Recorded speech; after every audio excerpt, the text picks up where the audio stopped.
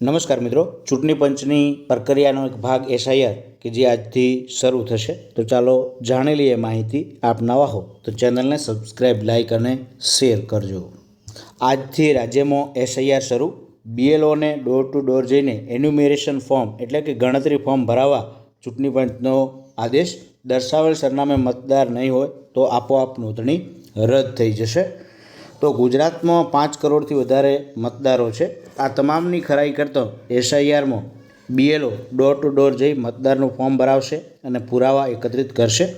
જો યાદીમાં દર્શાવેલ સરનામે મતદાર રહેતા ન હોય તો એસઆઈઆર આધારિત મતદાર યાદીમાંથી તેનું નામ આપોઆપ રદ થશે.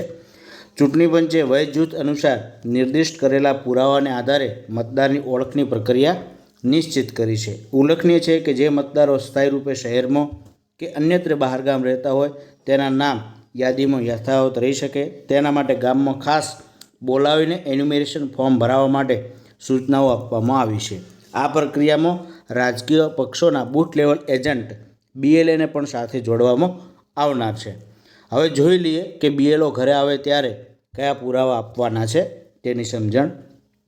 37 વર્ષથી વધુ વર્ષના મતદાર અર્થાત 1 જુલાઈ 1987 પહેલાં જન્મેલ વ્યક્તિએ પોતાનું કે લોહીના સેકપણ ધરાવતા કોઈપણ એક વ્યક્તિનું નામ વર્ષ 2002ની મતદાર યાદીમાં હશે તો કોઈ પુરાવો આપવાનો નથી. 21થી 37 વર્ષ સુધીના મતદારે અર્થાત 1 જુલાઈ 87થી 2 ડિસેમ્બર 2004 વચ્ચે જન્મેલા વ્યક્તિએ પોતાનું કે પોતાના સંબંધી પૈકી કોઈ એકનું નામ મતદાર યાદીમાં હશે તો તેમનો કોઈ પુરાવો આપવાનો નથી.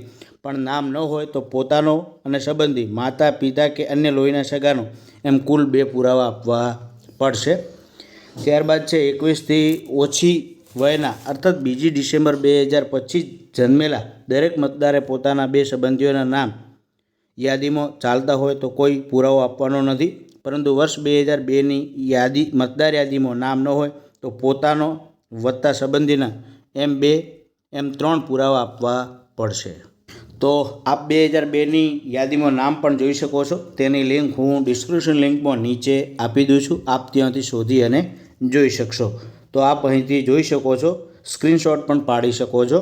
જે મેં આગળ વાત કરી એ જ અહીં છે. જો ભારતની બહાર જન્મેલા હોવ તો વિદેશમાં ભારતીય મિશન દ્વારા જારી કરાયેલ જન્મ નોંધણીનો પુરાવો જોડો. જો નોંધણી પ્રાકૃતિકરણ દ્વારા ભારતીય નાગરિકત્વ પ્રાપ્ત થયું હોય તો એ પણ પ્રમાણપત્ર જોડો. અહીં પુરાવાની પણ આપણે આગળ વાત કરેલી છે. આપ જોઈ શકો છો અહીં પુરાવા છે. તમે સ્ક્રીનશોટ પણ પાડી શકો છો.